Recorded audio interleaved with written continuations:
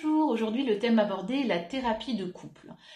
Pour quelles raisons en fait les couples viennent me voir? C'est principalement pour des problèmes de communication, on ne se comprend plus, on ne s'entend plus. Beaucoup de couples ont des ressentiments, il s'est passé quelque chose dans le passé et on n'arrive pas à dépasser ce qu'on a vécu par rapport à l'autre. Donc on va se retrouver sur une première séance où vous serez vraiment entendus, chacun avec un temps qui vous permet de vous livrer, de vous écouter dans un silence, dans la bienveillance du cabinet. Ensuite, je vais vous voir chacun de façon individuelle.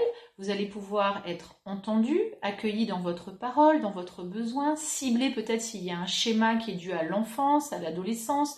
Est-ce que c'est quelque chose qui s'est induit à travers le temps?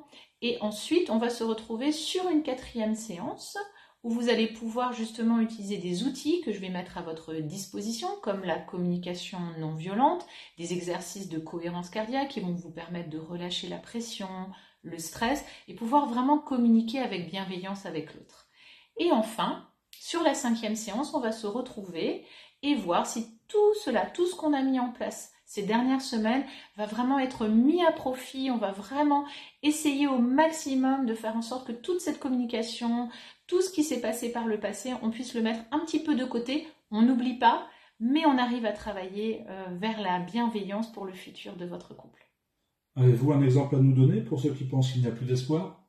Oui, je reçois actuellement un couple qui vit, donc l'un vit dans un pays, l'autre dans un autre pays. Donc je fais aussi de la thérapie par la visio. Ça fonctionne très très très bien, contrairement à ce qu'on pourrait parfois penser. Et donc on va travailler sur la communication parce qu'il y a eu des choses par le passé qui faisaient que chacun reste ancré sur ses positions. Je dis souvent à mes patients, j'ai raison d'avoir raison.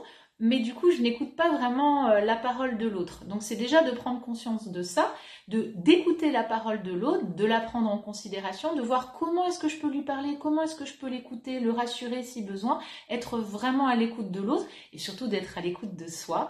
Et on progresse avec ce couple et ils m'ont dit récemment qu'ils étaient très heureux et très contents de travailler avec moi et je les en remercie.